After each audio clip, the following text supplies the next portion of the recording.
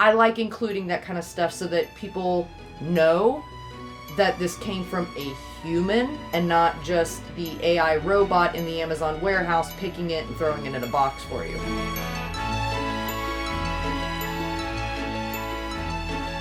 Hey y'all, welcome back to my channel. My name is Amanda. I am a very small seller. I currently sell on eBay as well as on Niknax and still currently on Whatnot. I am also a very small YouTuber. So if you hang around in this video long enough, please like, share, and subscribe. I'll never get used to saying that to y'all, but I'm gonna try. I'm gonna try a little bit. We'll see. We're gonna start this video. It's gonna go a few different places this time. I have been MIA for, I don't know, 8-9 days, something like that, and I apologize for my absence. In my last video, I think it was, or the one before that, I kind of mentioned, you know, some days you have good days, some days you have bad days, and I've had, it seems like a string of not great days. I've been having car trouble lately. That's kind of put a little hitch in my giddy up. You know, so some of it's kind of like, well, what am I even going to show you guys? And I don't know. I'm just going to wing it because I don't know. Last week, though, I spent a lot of hours going through and cleaning up my jewelry. You guys know that I went to Alabama not terribly long ago, and so I haven't done a live sale on Whatnot or Niknax since returning. And I'm wanting to hopefully get a decent turnout for my Niknax sale, for my returning Niknax sale, and I'm kind of going with a jewelry blowout. So far on Niknax, those are the only live sales that I've done are jewelry because I had a absurd amount of it and very little interest in sitting and listing it all online independent. I had a lot more fun just doing live sales with you guys and starting everything at $2 and sets at $4, and you know, we've just kind of ran with it. And this right here is pretty much what I have left. I do have some other pieces that are like Hobe and Miriam Haskell and, you know, some other names and stuff. And we're going to look at those in another video because I want to sit and kind of go through some information on each one and like show some, you know, comps or what I can find as far as comps eBay wise, and like just do a whole video showing you guys that. I'm hesitant to put those in the sale because I know that they're probably worth more than $2 or $4, but I don't know exactly how to go about pricing them, even to list them on like my eBay or Niknax. So I'm going to make a video about it and we'll do a little research and investigating, and I don't know, maybe I'll be able to come up with something after that. We'll see. Maybe your guys' input will help. I don't know. I'm just not, I know those are pieces that I probably should take the time to list and get a more appropriate amount for. And I just don't know, doing it in a live sale, that will be the result. So the few pieces that I do have that I think, I could be totally wrong, but I think, you know, they're probably worth more. I don't know. I'm rambling again, just keep rambling. So I'm going to show you guys around a little bit. And then I have a sale that I need to go pack up. Ever since returning from Alabama, my sales have been very, very low, very, very slim, which I've always heard that when you put your eBay store and stuff on vacation mode, it's kind of the like death of your eBay store for a while. So, you know, we'll see. But I do have a sale that I need to go up and wrap up while the post office is closed for lunch. So anyways, let's take a look around at what I have here. And I laid out a few other things that I saw in one of my many boxes of things that are, you know, vintage and antique glasses and sunglasses. And I just kind of want to show you a few things on those also. And then I had a couple questions come in from people. And so while we do all this, I'll try to answer those. Let's do it. Here is a look at a lot of the little earrings and stuff that I have. I've been trying to go through and match them up with things, you know, other necklaces or bracelets or whatever. But I think I'm kind of getting down to where I can't do that anymore. They're on their own. And so I'm not sure if I'll end up like, you know, pairing them up and doing, you know, starting at $2 or $4 or whatever. I'm not sure, but something to that effect probably. And then there's a bunch of stuff up here. What I wound up doing last week, guys, was taking and cleaning everything, literally everything. And it took quite a bit of time, but I think it's well worth it and needed to be done. And, you know, everything actually came out looking really good afterwards. I was happy because you never know when you go to clean stuff like this, what will happen. And there were a few items that, you know, they were vintage, they were older, they were a little shaky to begin with, and they easily kind of just fell apart. And so those are ones that I would have hated to have sold you guys, not actually realizing that, and then it shows up and it falls apart in your hands. That is terrible and never my intention. So I'm glad I took the time to take, you know, the jewelry that was left and like actually thoroughly kind of clean it and everything and get it all laid out for you guys. I would say this is probably one of my favorite pieces here. It has, I don't know, just some really cool beads. I want to say they call these like wedding cake beads. They're blown glass and stuff. Really cool looking, like a cloisonne style one there. The chain itself is, I don't know, maybe brass or something. Let's see if it's magnetic. I'm not sure. It's not magnetic. The other one is next to it, clearly. Let go, dude. All right. So what did I have on this one? Venetian, fairy tale beads, Murano, cloisonne, etc. It's a 29-inch necklace. But I think this is brass or something like that, the chain. But anyway, really cool, really pretty one. I have a hard time letting go of.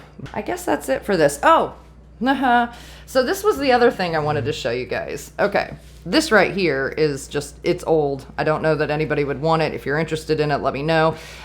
You know, some of the like leather, whatever this is on the outside is flaking off a little bit, but it does still have this thing here and it says Palm something company, Chilliton and something. I don't know, but it was an eyeglass holder. I got it in an estate sale with a lot of very old things. These glasses, and I think this glass case too, were in it. So yes, these are broken. Okay, clearly. But they are marked, and I'll probably never get it to show you that. They are marked on the rim in here with, what are they marked with?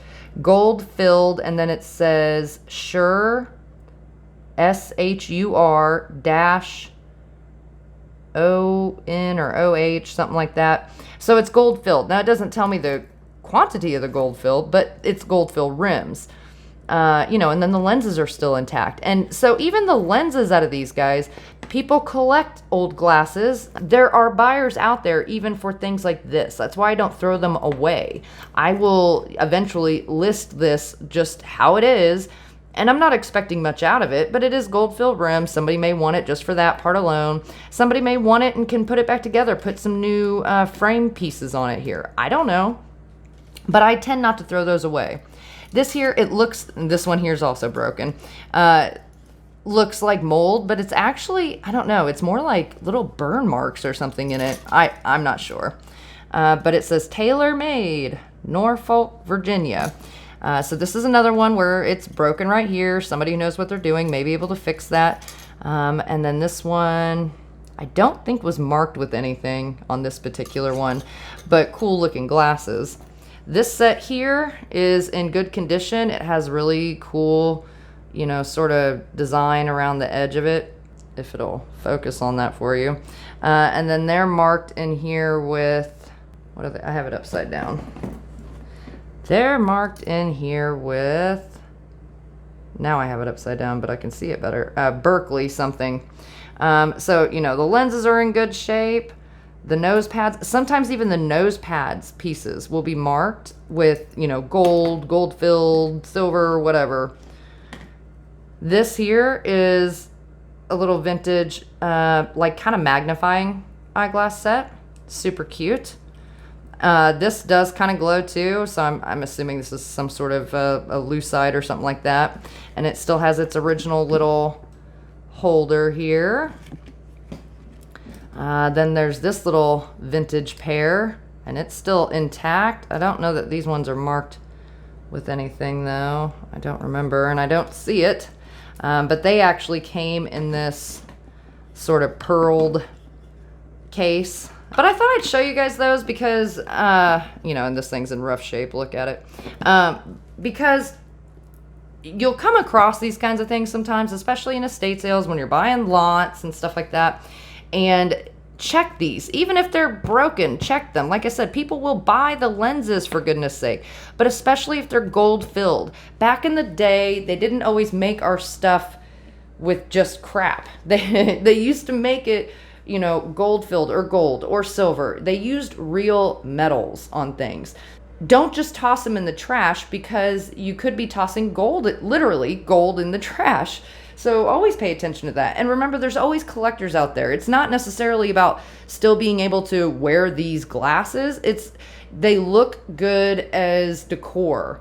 You know what I mean? So like sitting on someone's shelf or whatever, you know, that kind of stuff. Some people will get them and use them for their dolls sometimes. Stuff like that. You just never know. There's a lot of reasons people will get that stuff. And I just wanted to show them to you guys. It's nothing super terribly impressive, but some of y'all out there may not know to look and see. What are the names printed on it? Is it in fact real metal? That kind of stuff. Okay guys, so hopefully the audio and everything works out okay. We'll find out. So what I'm getting ready to wrap up is this really cool, I guess it's ceramic. It's kind of a terracotta really plate.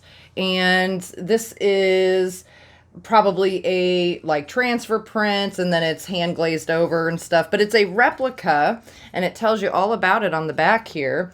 Athena maidens bringing water for the nuptial bath for the spring of, I'll never pronounce that name right, Calero, Attic black, figured, painted about 500 BC, Munich Museum, made in Greece by D. Vassipoulos something. But anyways, the individual who created this piece and does a lot of the replica pieces, you can look up their name and find some info on it. It's not in perfect condition. It's got some little dings, you know, here and there, but no cracks, no big chips or anything, just more to the glaze itself. And then it still has its original, you know, little hanger thing back here too. So it's a decorative piece. It's just cool. I really like it. This piece I actually found in a box that was going to be thrown away. I had gone to Paola for an estate sale, and they held it, I don't know, like at like the little civic center or whatever there. And they had a lot of the auction going on the inside, but then they had a lot of like box lot stuff on the exterior that people went through, you know, and did the auction for first. And this is one of the boxes that was left and was going to go to the trash. And I saw this and I thought, that is too flipping cool looking. And it was in, I mean, outside of like I said, some glazed dings, it was in good condition. So I grabbed it. I had it listed for, I don't know, $22 or $24, something like that. Somebody sent me an offer for $13, and I went ahead and took it. I've had it listed for a while. I got it for free, and, you know, there's a few people that had looked at it and had it in their watch list and stuff, but nobody had really sent me an offer on it. So yeah, it's a lot less than what I had it listed for, but, you know, hey, sometimes that's the way it goes. And I still made profit on it. So there you go. I have recently, in the last month or so, had not one, but two packages that were damaged by USPS. One, very severely. It was just one item in the box. It was a stoneware art pottery piece that was signed, and it showed up broken in half. And I do not pack things lightly, as far as like packing material around things. So it's pretty impressive that they broke a stoneware piece with the type of packing that I do, but you know, hey. And then just a week or so prior to that, I had somebody who had bought a vintage, I I think it was called Honey or something. It was made in Japan, and it was kind of like a breakfast serving set. It had a few bowls with it and like a creamer and I think a covered sugar or something like that. And one of the bowls, out of all the pieces in it, one of the bowls wound up being broken on the edge. How they did it, I don't know. I even padded the box with foam and everything, so I don't know. But that was 2 times in like a 2-week period out of the hundreds and hundreds and hundreds of things that I have shipped USPS and not had a problem.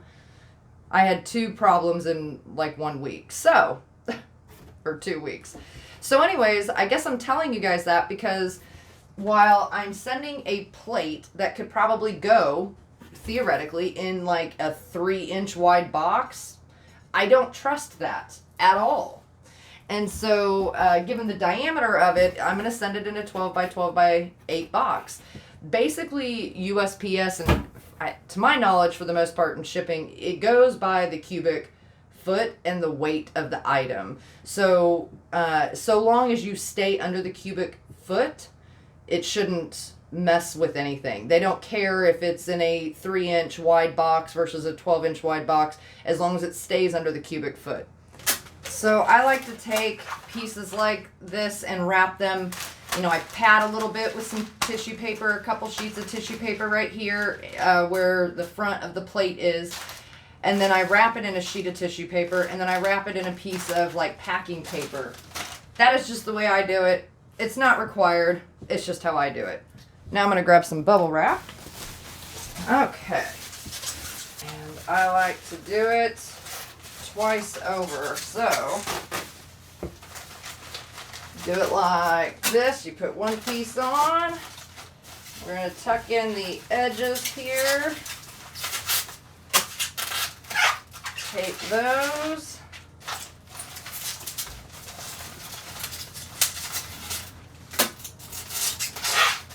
And now on the edges that I've taped the sides on, I'm going to wrap it again. And I think I'm out of my pink bubble wrap, which I'll be honest, I do like better. And I get for free. But I've told my mom to hold off getting me packing supplies for just a minute because I'm inundated with them. It's great having, you know, because her place of employment would otherwise just be throwing away all the packing stuff, which is dumb. I can use it, so, you know, she brings it to me, but she works for a hospital, so clearly they have immense amount of packing stuff, and when you have immense amount of packing stuff, you need an immense place to store it. So, plate is all wrapped up, packed up. It's as good as it itself will get. Now it's prepping your box. While I'm doing this, speaking of shipping, so I've noticed, especially since I got back in town, I don't know what's happened, and maybe some of y'all other sellers out there can tell me because I haven't had time to really look into it yet. But I've noticed, and I'll put some screenshots up here too while we're talking about it. I need to grab some air pillows. All right, so I've noticed though that eBay has increased their rates. So it's like, it gives you a range when you go in and you list stuff because it's, what do they call it, calculated shipping. And so it just depends where I'm at versus where you're at, and then the measurements of the item, the weight and the size of the box, right? And so you put those in, and these are like basic measurements. Majority of stuff that I have is within, you know, less than 5 pounds and typically fits in a 12 by 12 by 8, give or take, right? And I've noticed that the priority mail prices have gone where it's like $6 or $7, something like that, clear up to $30. And that's domestic. That's within the continental United States. And I'm thinking, how in the world? But then I go on to Niknax and it looks normal. It still shows like $6 or $7 up to, you know, 15, 20, maybe whatever it is, depending on the measurements. And I'm just wondering, what in the heck is going on? I always like to put pretty tissue paper in with my packages. And it's not required, guys. I just like to do it. Oh, I like the look of that together. Somehow I wound up with a lot of blue. I buy my tissue paper. It comes in like 25 random color sheets at Dollar General for, I don't know, $1.25 or whatever they sell them for. All right, so far, here we are. And the name of the game here is you don't want this touching the sides. Okay, so I've got the bottom padded with these same pillows, and then a piece of like thick bubble, what do you call it? Bubble wrap or whatever is layered over that. This is sitting on top of it. There's a little pillow underneath it to help kind of hold it up at an angle. And then there's air pillows all around it. I will put another layer of air pillows on the top of this. I also include the packing slip, okay? Now, if it's a gift or something, if you pay attention when you go in to print your packing slip, there are options in there, guys, and you can switch it to like gifts so it doesn't tell them what the price was. And it'll say what the item is, but it won't give the price. But it'll still have your shipping address and stuff like that on there. And then I always throw in a thank you note. You know, we are so used to Amazon and the big box stores, the delivery, get it to me now, blah, blah, blah, you know, and just big corporate business. And I'm not big corporate business.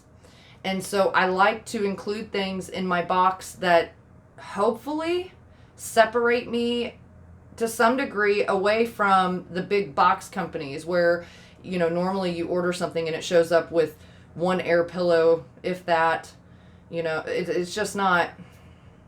We all know.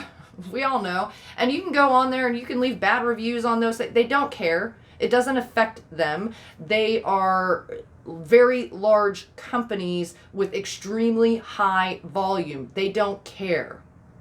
They don't. I do. I care very much if my item shows up damaged, or if it's not what the customer expected, or, you know, just having that human-like interaction on some level with people. I like including that kind of stuff so that people know that this came from a human and not just the AI robot in the Amazon warehouse picking it and throwing it in a box for you. Anyway, let's finish boxing this up. I'll get off the soapbox now. I had, on my way out of town to Alabama, I had received a message on eBay from somebody, and they were very sweet about the message. You know, they said, hey, I'm a reseller. They have an item that's either very similar or the same as something I have listed, you know, for a couple $100 or whatever. And they were asking me if it really sells for that much. Resellers chit chat all the time about what they sell things for, what they lost on, what they got things for, you know, blah, blah, blah. When you ask somebody, does it really sell for that much? Here's all I can tell you. In my experience, things sell for what somebody will pay for them. Ta-da! That's it. That is it. When I go in and I price my stuff, wrong or right, on my pricing, what I've done is I've gone into eBay and I've looked at sold listings. And if I can't find any items that are the exact same as mine that are sold, I look for comparable items, similar items, and see what they are selling for, and when they sold. And then I'll also look at how many are currently listed. Because if you look at your amount in the sold category versus the current amount listed, not what they're currently listed for, but how many are actually currently listed. And so if there's 3 that have sold in the last 90 days or whatever, but there's 500 listed, I'm probably going to list my item, depending on the condition and everything it's in and other factors that go into it. But if it's an average Joe Blow thing, I'm probably going to list it on the mid to lower end of, you know, what it average sells for, because I want my item to move. That item in particular that they messaged me about, it's probably been 6 or 8 months since I listed it. The listing amount is based off of what it has previously sold for. Has that changed since I listed it? Possibly, but I won't know what it will actually sell for until it does sell. That's the best advice I can give is, you know, and look around on other sites and stuff too. It's difficult to find on other sites sold comps, but you can still get an idea of how many are potentially listed online out there. You know, because you go to like replacements.com, their stuff's always going to be priced at the very, very top end. You never really base your pricing on that. But it gives you an idea. Like if replacements.com is out of stock on it, well, this is probably a better item, right? That kind of stuff. I don't know. There's so many factors that go into it, guys. And some of it is just winging it. Like you gotta find the ballpark and then you say, okay, start it there and see what happens, because you can always adjust it. And here's what I would tell you too is, if you're not sure, price high. If you're really not sure, but you think you have a quality item and that kind of, price high and see what happens. You can always bring your price down, but you can't bring it up. And once somebody clicks buy, it's gone. So, you know, I've listed at least a handful of things through my time so far reselling where I list it and I'm pretty confident in my price, but I'm shocked that it sells within an hour that I listed it, or the next day, or just very, very shortly, because most things I list sit for a minute. I'm just going to be honest with you. That's what they do. They sit until somebody comes along and buys them. It's hard to give how to price instructions because there is no one way, and everybody kind of has different methods and different ways of looking at it and thinking about it and all this kind of stuff.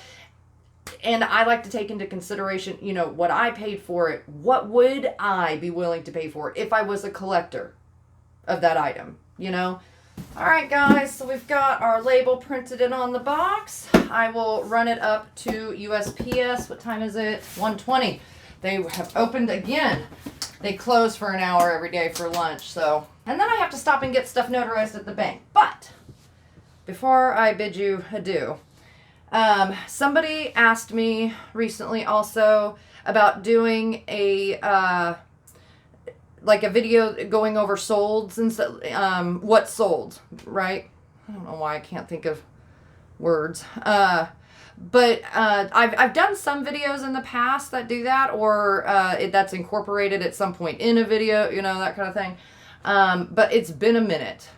Not gonna lie, it's been a minute. So I do need to do that. There's not a whole lot to write home about recently since I've returned to Alabama. I think I've had literally a handful of sales, and that's about it. But that's okay. It'll pick back up. Sure enough, slowly but surely it will. But I will do a video here very soon that goes over kind of what sold. The other thing the person had asked was not just what sold, but kind of giving like a price comparison, you know, a breakdown, like what I spent versus what it actually sold for. And for me, and I think a lot of resellers out there that sell at least things like I do, that's hard to do because I do what you would call like cost averaging. There's maybe I can count on one hand the amount of things that I've spent more than $5 or $10 on. Typically items, especially if I'm buying them, just the item itself, I'm a cheapie, guys. I just don't have the funds to go out and buy a $600 something, even though it's worth $1,800. I don't have $600 right now to hand somebody for it. So when I'm buying things, they're cheap. I get them as cheap as I possibly can. And sometimes I've gotten lucky and sometimes not so much. Sometimes I break even. But generally, you know, I would say things that I get, I'll do my best in the video that I make to try to remember what I paid for something. But a lot of my inventory, which is how I accumulated so much, came from estate sales where you're buying a large amount at once.